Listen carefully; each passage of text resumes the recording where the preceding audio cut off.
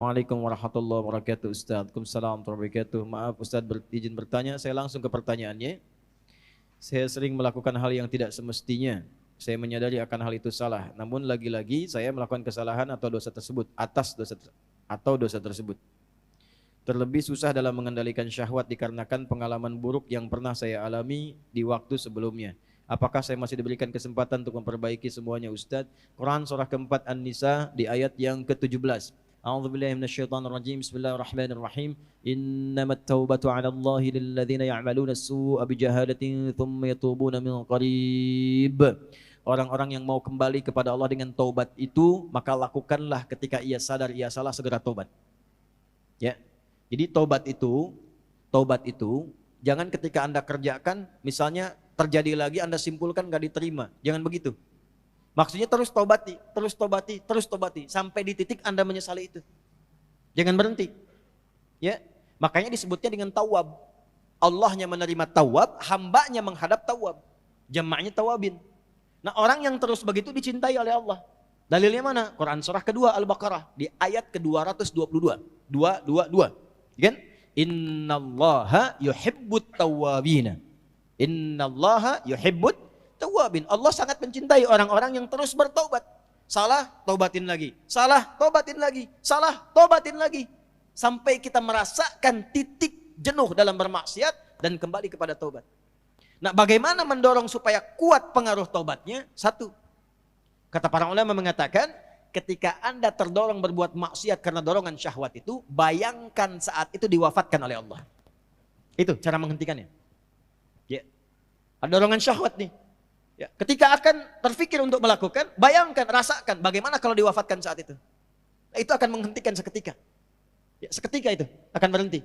Nah, setelah itu bagaimana? Cari suhbatus sholihin, bergaul dengan orang soleh yang menghindari lingkungan tadi.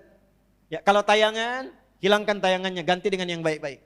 Bacaan, mulai hilangkan yang buruk, ganti dengan yang baik. Untuk menemukan itu, bergaul dengan orang soleh. Lihat, Anda pelajar di kampus, cari orang soleh. Ya, temani dia terus. Temani, supaya mendapatkan bagian dari kesolehannya. Setelah itu, latihan selanjutnya yang pertama, salat. Karena salat itu kuncinya. Inna salata tanha anil fahsya'i wal. Nah, syahwat itu munculnya dari fahsya.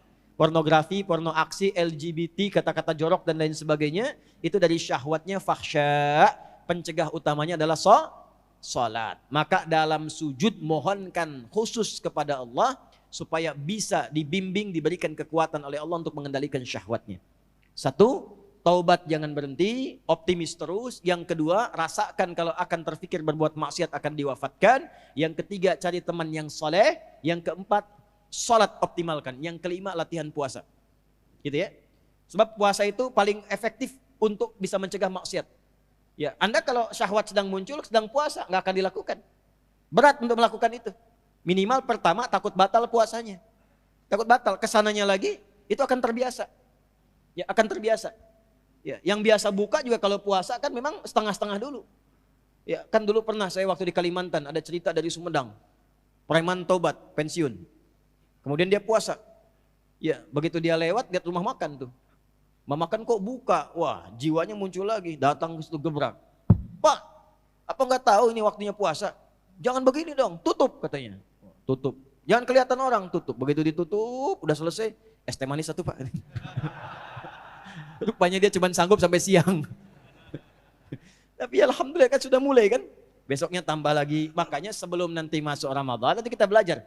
Ya, di awal bulan ya di Tanah Kusir. Kita akan belajar salah satunya adalah latihan puasa sunnah. Itulah sebabnya nanti kenapa Sya'ban Nabi banyak puasa sunnah.